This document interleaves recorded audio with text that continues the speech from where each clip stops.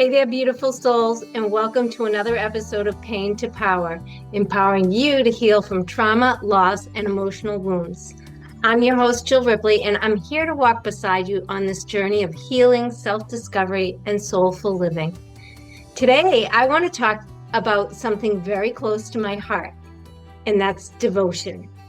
Not as a religious obligation or something done out of fear or habit, but as a deeply personal, heart-centered practice that connects you to the divine in your own unique way. This episode is based on a Sunday message I gave at Soulful Circle. It's a monthly in-person gathering of like-minded spiritual seekers who don't subscribe to any one particular religion. We hold it at the Soul Purpose Wellness Studio at 274 Plymouth Street in Halifax, Massachusetts, the last Sunday of every month from 10:30 a.m. to 12 p.m. And it's about how we each have a sacred right and a sacred responsibility to build a relationship with something greater than ourselves. True devotion is not about dogma or doing it right. It's about creating a daily practice that opens your heart and aligns you with the sacred, the divine within your own soul. Throughout history, humans have searched for ways to connect with something greater than themselves. Whether we call it God, spirit, the universe, source, higher guidance, every tradition has offered practices to help us find that connection. But here's what I believe with my whole heart. There is no one right way to commune with the divine. There is only your way, personal, authentic, and unique to you. Today, my intention is to invite you on a journey inward to help you explore what devotion looks like for you and to remind you that your path to the sacred is already unfolding in the way only you can walk it. So I'd like to begin with a mantra that has been incredibly meaningful to me. Wahe Guru, Wahe Jio. Loosely translated, it means wonderful enlightener, beloved soul. This comes from the Sikh tradition, and it's a mantra of awe, reverence, and deep connection to the divine. The repetition of sacred sound is found in many traditions. It bypasses the thinking mind and goes straight to the heart. I first heard this mantra 5 years ago in the Insight Timer app that I use daily. I didn't know what it meant at the time, but something inside me resonated with it. It stirred something ancient in my soul. I'd love to invite you to chant it with me 3 times now. If it feels right and you're in a safe place to do so, close your eyes and place your hand on your heart and simply let the sound wash over you. Wahe Guru, Wahe Guru, Wahe Guru, Wahe Jio. Wahe Guru, Wahe Guru, Wahe Guru, Wahe Jio. Wahe Guru, Wahe Guru, Wahe Guru, Wahe Jio. Thank you for creating this sacred space with me. Across the globe, spiritual traditions have provided countless ways to access the divine. And while the languages and symbols differ, the longing to connect, to be seen, held, and loved by something greater is universal. I'd like to explore a few examples together. In Christianity, devotion often begins with daily prayer, not just reciting words, but opening your heart to God. Lighting candles represents bringing light into darkness and divine presence into everyday life. Communion becomes a sacred remembrance of oneness. Think for a moment. If prayer is a conversation, what would your soul want to say to the divine? Would it be a conversation of thanks, or perhaps a request for divine guidance? Whatever your conversation is, it's a personal and sacred meeting between you and God. Hindu devotion is colorful and vibrant. Puja rituals offer flowers, incense, and light to the divine as gestures of love. Mantra chanting, bhakti yoga, and kirtan music dissolve separation and awaken connection. Can you recall a time when music lifted you closer to spirit, where the sound itself felt like prayer? One of my most favorite memories of church growing up were the hymns that we sang. Divine messages of love and devotion to God. I still remember as a little girl climbing the steps to the bell tower, and the bell ringer let me help him push the levers that play the church bell songs. What a blessing the vibrations of instruments and our voices have in the practice of devotion. In Judaism, sacred rituals like Shabbat create weekly pause. Candles are lit, blessings are spoken over wine and bread, and rest is seen as devotion. The Shema prayer affirms oneness with God. Where in your week could you create a small ritual of sacred pause?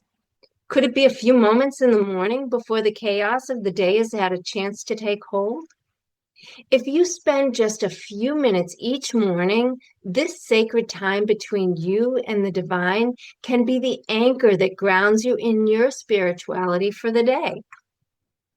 In Buddhism, devotion is directed inward toward awakening and not to a deity. Meditation, chanting, bowing, and acts of compassion are all forms of devotion to the path. What would it feel like to bow, not to anyone outside of you, but to the divine spark within yourself? Practice being present in whatever task you're doing in the moment. This can be sacred time if done with intention. Sikh devotion is centered around remembrance through mantra. Kirtan is joyful musical prayer, and seva, or selfless service, is one of the highest forms of spiritual connection. Can you think of a time when you served someone not out of obligation, but from the pure desire to help? How did it feel in your heart? That warmth, that sense of connection, that is devotion. That is remembering the divine within yourself and within others. When we serve from love, we dissolve the illusion of separation. We begin to see the sacred in every face, every interaction, every moment. In this way, selfless service becomes prayer in motion, a living meditation that honors the divine, not just in words, but in actions. In Indigenous and earth-centered traditions, the entire world is a living temple. Rituals often include honoring the four directions, lighting fires, calling on ancestors for guidance. Song, dance, and drumming are not performance. They are all forms of prayer. Walking with intention, harvesting with gratitude, watching the moon rise, every act becomes communion. When was the last time you felt fully connected to nature?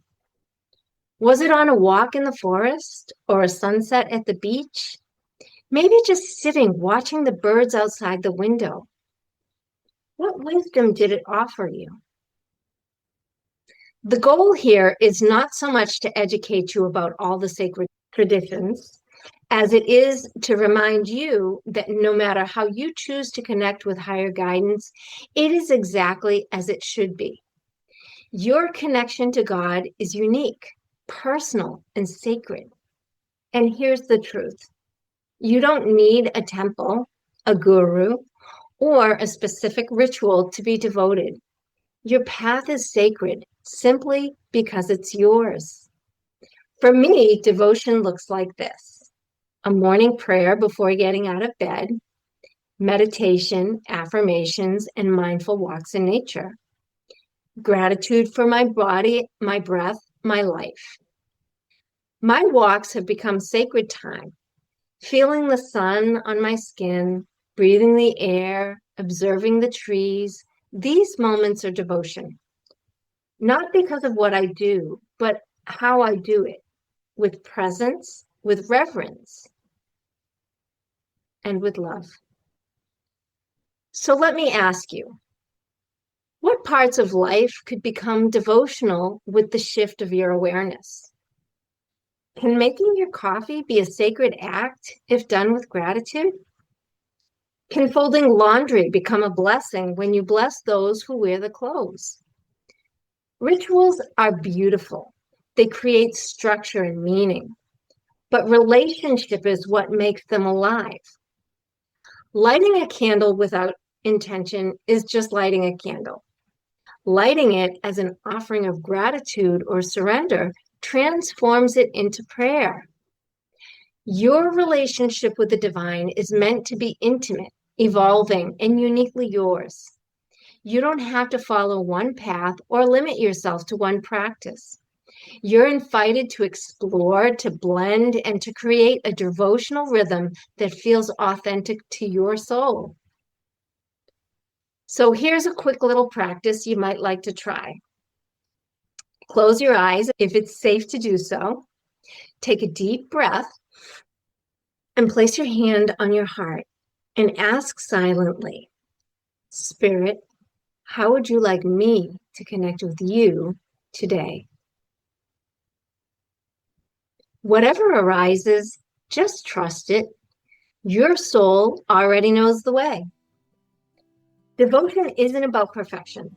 It's about presence. It's not about having all the answers. It's about asking the questions with an open heart. You're already on the path. Every breath, every act of kindness, every moment of stillness brings you closer. May your path be personal. May your heart remain open. And may every breath you take be a prayer. Thank you for spending this time with me. If something today spoke to your heart, I'd love to hear from you. Message me at empoweredbythestorm.com or connect with me on Instagram at empoweredbythestorm. Until next time, stay grounded, stay open, stay loving, and stay empowered.